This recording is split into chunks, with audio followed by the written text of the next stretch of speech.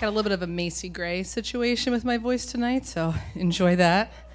It had only taken me 21 years to find my calling, and I was in Ireland, no less. Richard, my boss and the owner of the Tasty Sandwich Guy Corporation, was leaning against his silver BMW. Next to him were the other two employees he'd hired for the summer, a Frenchman who'd already broken the dress code on day one by wearing jeans, and an Irishman with rosy cheeks. "How many sandwiches did you sell?" Richard asked, the three of us reaching around to grab our Little Red Riding Hood-esque baskets. The job was a simple one. We were supposed to go around to the business parks in Galway and sell €4 chicken tikka sandwiches and tuna wraps to the employees there. Richard had explained this was a job for a particularly competitive breed, someone who really loved to pound the pavement. The Frenchman went first. He'd sold 9 of 35 sandwiches. Pretty sad. 4, the Irishman went next. I reached around, displaying my empty sandwich basket. "I sold out," I shrugged, the smug American asshole in me surfacing. "About a half an hour ago." "Fecking hell," Richard proclaimed, slapping my back. "I've never seen nothing like it." In all of his years at the Tasty Sandwich Guy empire, Richard had never seen anything like me. I held out my hand, and he put in the money. €2 for every sandwich sold, plus a €15 bonus for selling out. In 4 hours, I'd made $130. I was about to make the summer my bitch. After 2 weeks, I had pretty much perfected the art of sandwich selling out almost every single day, just by going to the bedding store, the law firm, the office supply chain, everything but the sex toy shop on the corner, and simply starting with, "Have you brought your lunch today?"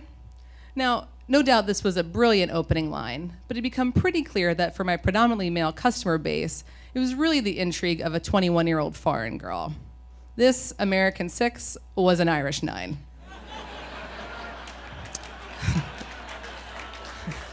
After a month, I called my parents to tell them I was doing just fine in the Emerald Isle. They were a little bit supportive of my post-college detour, but they'd also made it very clear they couldn't afford to fund my Eat, Pray, Love summer. But I was an all-star, and when the others were floundering, I was already training a new Canadian girl. I did not need any funding from them. Halfway on the first day of our route together with a Canadian girl, we stopped at a print shop. The owner took one of the sandwiches and inspected the packaging. "Where is this made?" he asked. "Where is this made?" "A factory," I said. He nodded and bought one of the sandwiches. I looked around and smiled at the Canadian. Another day, another sale for this independent woman abroad. Richard called that night, no doubt to offer me stock in the company. "Hey, Richard," I said. "Fecking arsehole," he replied. Apparently, the print shop owner had called the health department on us due to a lack of refrigeration.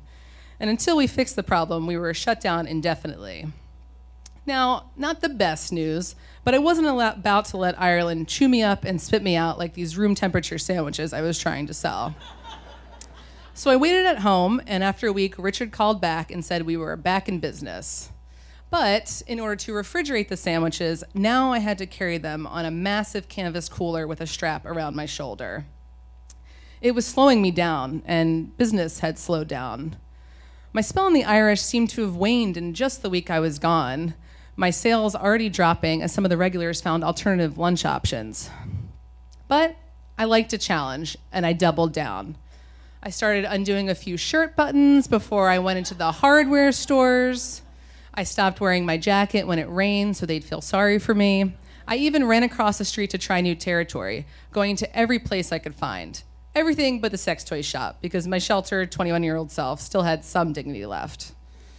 Things weren't improving, but then I realized if I just bought a few of my own sandwiches to hit that bonus threshold, my sales would eventually bounce back and my salary would be none the wiser.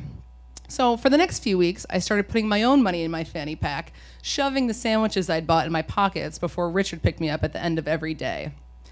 It wasn't ideal, but I was the last person on the sandwich route. The Canadian girl was the latest casualty, and this was the summer of my dreams. It wasn't going to end like this. Except, day by day, this dream was turning into more and more of a nightmare. I was a nightmare, the sandwich monster of Galway, sitting on the side of the road earlier and earlier every morning, pounding my own sandwiches one after the next, muttering "fuck you" to perfectly polite employees who just did not want a lunch from me that day. I was turning into a vision of myself I had not seen before. And one day, as I was sitting there like a troll eating my third chicken tikka of the day, I looked across the street and saw the sex toy shop. I didn't think I'd have to go in there that summer, but maybe this was just one of those Oprah aha moments I had heard so much about.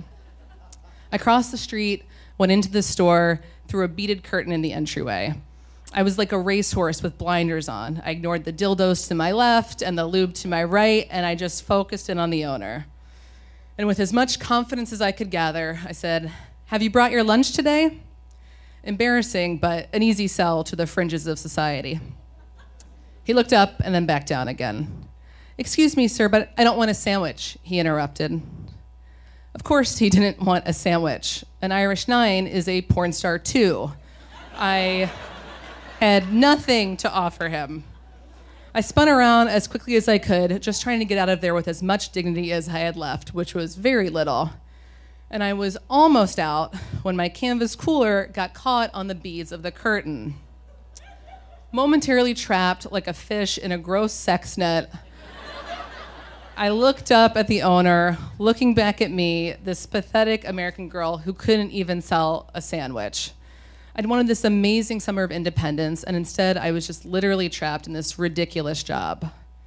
So that afternoon, I unclipped my fanny pack for the final time and told Richard my tasty sandwich days were over.